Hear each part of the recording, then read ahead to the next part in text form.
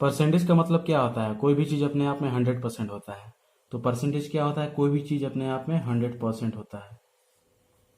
ये हो गया हमारा परसेंटेज। तो परसेंटेज को हम फ्रैक्शन में कैसे लिखते हैं? परसेंटेज ये हो गया मेरा फ्रैक्शन। तो परसेंटेज को फ्रैक्शन में कैसे लिखेंगे? 100 को तो 100 सेम कर देते हैं। परसेंटेज का मतलब क्या होता है? बाई 100। डबल जीरो से डबल जीरो, डबल जीरो से डबल जीरो, यानी इसका फ्रैक्शन वैल्यू क्या आ गया? 1/1। अगर हम आपसे पूछें तो परसेंटेज क्या हो गया? तो 100%। 100% का फ्रैक्शन वैल्यू क्या हो गया? तो 1/1 हो गया। परसेंटेज कैसे निकालते हैं हम? 100 का 100%। तो इसमें क्या करना होता है? सबसे पहले 100 को 100 लिखना होता है। का मतलब होता है मल्टीप्लाई, या ऑफ का मतलब होता है मल्टीप्लाई। उसके बाद 100 हो गया। 100% निकालना है, तो 100% का मतलब क्या हो गया? 100 को 100 यहाँ छोड़ेंगे, डिवाइडेड बाई, परसेंट का मतलब क्या होता है? बाई 100। डबल जीरो से डबल जीरो, 100 से 100 कट गया, यानी इसका आंसर क्या आ गया हमारे पास? 100 आ गया। यानी 100 का 100% 100 हो गया। मैं सिंपल सा एग्जांपल इसलिए लिया हूँ क्योंकि आपको समझ में आसानी से आ जाए। आपको बोलूँ कि 100 का 100% निकालना है तो क्या करेंगे? अगर मुझे फ्रैक्शन वैल्यू पता है तो डायरेक्ट करेंगे 100 गुना 100 का फ्रैक्शन वैल्यू क्या था? 1/1 था। तो 100 का डायरेक्ट 1/1 करेंगे, यानी हमारे पास 100 आ जाएगा। 49 का 14.28% निकालना है, कैसे करेंगे? 49 को यहाँ लिखेंगे, का मतलब होता है गुना, 14.28%। का मतलब क्या होता है? बाई 100। इसको काटना थोड़ा सा कॉम्प्लिकेटेड हो सकता है, लेकिन अगर हमें डायरेक्ट 14.28 का फ्रैक्शन वैल्यू पता हो तो हम इजिली इसे फाइंड कर सकते हैं। 14.28 का फ्रैक्शन वैल्यू होता है 1/7। मुझे पता चल गया कि 1/7 होता है 14.28 का फ्रैक्शन वैल्यू। डायरेक्ट हम क्या करेंगे? यहाँ पे 49 गुना 1/7 करेंगे, 50, यानी इसका आंसर क्या हो जाएगा? 7 हो जाएगा। इससे फाइंड करने में हमें थोड़ी सी कॉम्प्लिकेशन बढ़ रही है यहाँ पे, लेकिन इससे हम डायरेक्ट अगर फ्रैक्शन वैल्यू याद है हमें तो इसे आसानी से कर सकते हैं। तो नमस्कार, आप सभी का फिर से स्वागत है हमारे नए यूट्यूब चैनल आरएस बैंकिंग में। आज का सेशन हमारा होने वाला है percentage to their fraction value, यानी हम कैसे परसेंटेज को डायरेक्ट फ्रैक्शन वैल्यू में कन्वर्ट कर सकते हैं। कुछ इंपॉर्टेंट फ्रैक्शन वैल्यू हैं जो आपको याद करना बहुत ही इंपॉर्टेंट है, तभी 100% का फ्रैक्शन वैल्यू क्या होता है? 1/1 होता है। नेक्स्ट देखते हैं क्या हमारे पास 50%। 50% निकालना हो, 50% का अगर मुझे फ्रैक्शन वैल्यू पता हो तो क्या करेंगे? 50 को 50 यहाँ पे लिख देते हैं। परसेंटेज का मतलब क्या होता है? बाई 100 होता है, यानी 0 से 0 5 से 2 बार में कटेगा, यानी 1/2। कोई मुझे पूछे कि 100 का 50% क्या होगा, तो डायरेक्ट 100 का 1/2 करूंगा मैं, यहाँ पे आ जाएगा 50। यहाँ पे मैंने लिए हुए फ्रैक्शन और उसका परसेंटेज वैल्यू यहाँ पे फाइंड करूंगा। ये मैंने सारे इंपॉर्टेंट फ्रैक्शंस वैल्यू लिए हुए हैं। एक आप इसे अच्छे तरीके से याद कर लीजिएगा ताकि क्वेश्चन करने में आपको कोई परेशानी ना हो। तो चलिए स्टार्ट करते हैं और इसमें देखते हैं कि फ्रैक्शन का परसेंटेज वैल्यू क्या होता है। मैंने आपको बताया कि 1/1 का परसेंटेज वैल्यू क्या होता है? तो 100% होता है। अब 100% का मतलब क्या होता है? 100 बाई, परसेंटेज का मतलब होता है डिवाइडेड बाई 100। डबल जीरो से डबल जीरो कटा, ये 1/1 आ गया। ये मेरा फ्रैक्शन वैल्यू हो गया, ये मेरा परसेंटेज वैल्यू हो गया। ठीक है। अगर आपको कोई फ्रैक्शन वैल्यू दे दे, सपोज 1/1 दे दे, इसका परसेंटेज वैल्यू नहीं याद है तो कैसे करेंगे? 1/1 को डायरेक्ट 100 से मल्टीप्लाई कर देंगे, हमारे पास परसेंटेज वैल्यू यहाँ से आ जाएगा 100%। चलिए इंपॉर्टेंट फ्रैक्शंस वैल्यू है यहाँ पे, आप उन सारे फ्रैक्शंस वैल्यू को अच्छे तरीके से याद कर लीजिएगा ताकि क्वेश्चन करने में आपको कोई परेशानी ना हो। 1/1 100% हो गया। नेक्स्ट क्या है? 1/2। 1/2 का क्या होता है? 50%। 1/3 क्या होता है? 33.33%। 1/4 क्या होता है? 25%। 1/5 क्या होता है? 20%। 1/6 क्या होता है? 16.67%। 1/7 कितना होता है? 14.28%। ये हो गया। हमारे पास 1/8। 1/8 होता है हमारे पास 12.5%। 1/9 कितना होता है? 11.11%। 1/10 कितना होता है? 10%। 1/11 क्या होता है? 9.09%। ठीक है, कोई दिक्कत परेशानी? 1/12 क्या होता है? 8.33%। 1/13 कितना होता है? 7.69%। 1/15 कितना होता है? 6.67%। 1/16 कितना होता है? तो 6.25%। 1/20 कितना होता है? तो 5%। 1/25% कितना हो गया? 4%। 1/30 क्या हो गया? 3.33%। 1/50 क्या हो गया? 2% हो गया। क्या हमारे पास 3/2%। 1/2 मुझे पता है कि 50% होता है, तो 3/2 क्या हो जाएगा? 50 का 3 टाइम यानी 5 दिया 15, यानी 150%। कुछ समझ में आया? नहीं समझ में आया? 1/2 मेरे पास 50% होता है, ठीक है। तो 3/2 क्या हो गया? 3 से मल्टीप्लाई कर देते हैं, तो 5 को 3 से मल्टीप्लाई करेंगे तो क्या आएगा? 150%।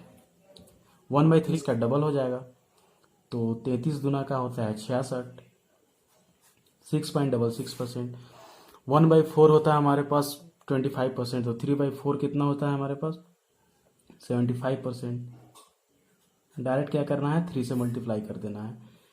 1/5 होता है 20%, तो 3/5 हो गया हमारे पास 60%। 1/6 होता है 16.67%, तो 5/6 होता है हमारे पास 83.33%। ये सारे फ्रैक्शन वैल्यू आपको याद करनी होंगी। एक बार आप याद कर लेंगे तो इजीली आप कर सकते हैं, ये आप करके देख सकते हैं कैसे आया कैसे नहीं आया। 1/7 होता है 14.28%, तो 2/7 होता है 28.56%। गाइस यहाँ पे मैं आप लोगों को ये बता दूं कि मैं कैसे कन्वर्ट कर रहा हूँ। सपोज 1/7 का सॉरी सपोज 1/5 का 20% कैसे हुआ? तो कुछ नहीं करना होता, 1/5 सिंपली लिखना है। मुझे याद नहीं है कि 20% होता है इसका परसेंटेज वैल्यू, याद नहीं है तो कैसे करेंगे? 1/5 को डायरेक्ट 100 से मल्टीप्लाई करेंगे, तो 5 से काटेंगे तो कितना आ जाएगा? 20%। तो ऐसे 1/2 सपोज 50% लिख दिया मैंने, मुझे पता नहीं है कि 1/2 50% होता है, तो 50% लाएंगे कैसे? 1/2 को डायरेक्ट हम 100 से मल्टीप्लाई कर देना है, ये हो गया मेरा 50%। ये हमारा परसेंटेज, ये हो गया फ्रैक्शन, ये हो गया परसेंटेज, ये हो गया देयर फ्रैक्शन। तो चलिए इसे देख लेते हैं। 1/8 हो गया मेरे पास 12.5%। 3/8 कितना हो गया? 3/8 होता है 37.5%, 37.5%। 1/9 कितना होता है? डबल 11.11%, तो 8/9 होता है हमारे पास 88.88%। सिंपली इसमें कुछ नहीं कर रहे हैं। 1/9 जब 11.11 है, 11.11 है, तो 8 टाइम इसको कर देंगे, तो 8 से जब मल्टीप्लाई करेंगे तो 88.88% हो जाएगा, ठीक है। नेक्स्ट क्या हमारे पास? 1/10 10% होता है, तो 3/10 क्या हो जाएगा? 30%।